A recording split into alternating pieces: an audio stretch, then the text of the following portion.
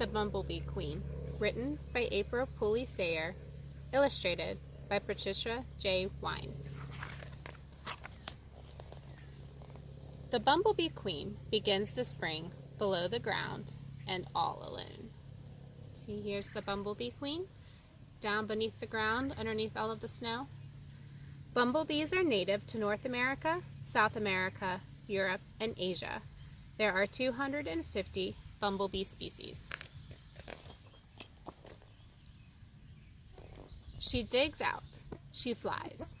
Hungry, she seeks flowers. She drinks nectar with her long, hairy tongue. She begins to search. Behind the barn, beyond the lake. She buzzes around the bushes, between the fields. Bumblebees rarely sting, but they will sting in defense and can sting more than once. She is looking for a place to build her colony. A puddle? No. A bush? No. An old mouse nest? Yes. Bumblebees nest in the ground or in sheltered, mossy, grassy places such as an old mouse nest or abandoned birdhouses. Queens have even nested in teapots. Now she prepares. She visits flowers and drinks nectar. She gathers pollen. Can you see the pollen ball on her back legs? She makes a waxy cup called her honey pot. In it she stores nectar that she will eat on stormy days when it is not good weather for flying. The bees produce wax that squeezes out in little tiles from between the segments of her abdomen. Their abdomen is this area here in the middle. She pulls off the tiles with her feet and then chews them to form her honey pot. She forms some of the pollen into a lump.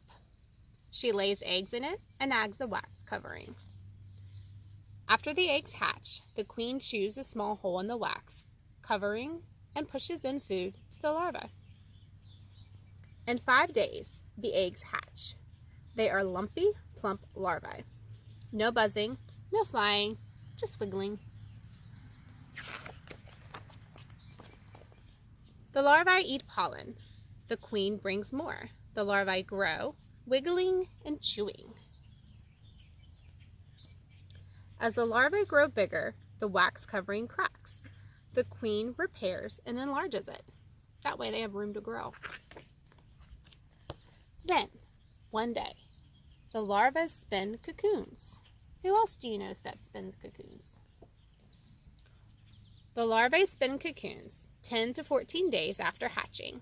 The outer layer of silk harden and yellow, so the larvae no longer need the wax covering of the pollen clump for protection. The queen gets rid of the extra wax. But the queen bee keeps working. She collects nectar, she gathers pollen, she lays more eggs. In between her other duties, the queen snuggles up to the new eggs. Heat from her body goes through the bare patch on her abdomen to warm the eggs.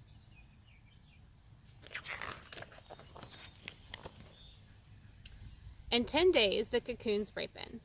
The queen chews them open. Bees emerge, wings fanning. Now the queen has helpers. The new workers gather nectar and pollen and feed the larvae. The first worker bees of the season are the smallest. Later in the season, the workers are bigger. This may be partly because, as the colony grows, more workers can gather more food for the larvae. Summer simmers. The colony grows. The queen lays more eggs. Some form workers, some form drones. Some will become new queens. Workers are females that are smaller than the queen. Workers do the hive chores. Drones are stingless males whose only job is to mate to produce next year's bees. So here we have the queen, who's the biggest, the workers, and the drone. A bumblebee colony can contain from 30 to 400 bees. In fall, nights chill and flowers shrivel. New queens and drones emerge from the hive. Scientists aren't sure what singles an egg to become a queen or a worker. Drones from many colonies zoom across the fields, dabbing drops of bee perfume. New queens follow the perfume highways to find drones and mate with them. Workers, drones, and queens all eat nectar. Any extra nectar that is not eaten by the bees right away is kept in honey pots. As water evaporates from the nectar, it becomes honey. The new queens drink nectar, search for soft earth, then dig down and wait for spring. While underground, from fall to spring, the new queens go without food, sometimes as long as 6 months in between meals.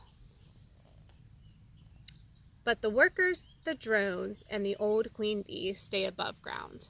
They die. They cannot survive the cold. Old bee, queen of the bumblebees, won't see next spring come.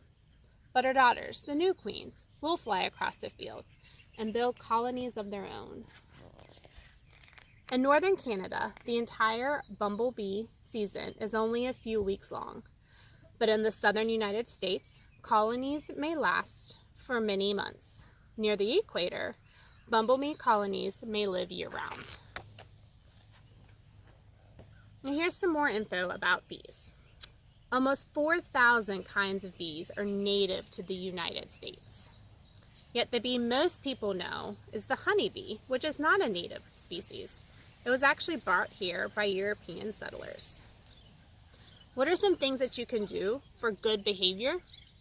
You can plant a garden, and you can get to know the different kinds of bees in your area. And always remember that if you are allergic to bees, you need to be super careful.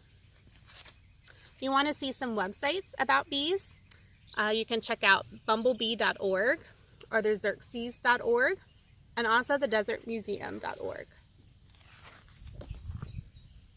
The end.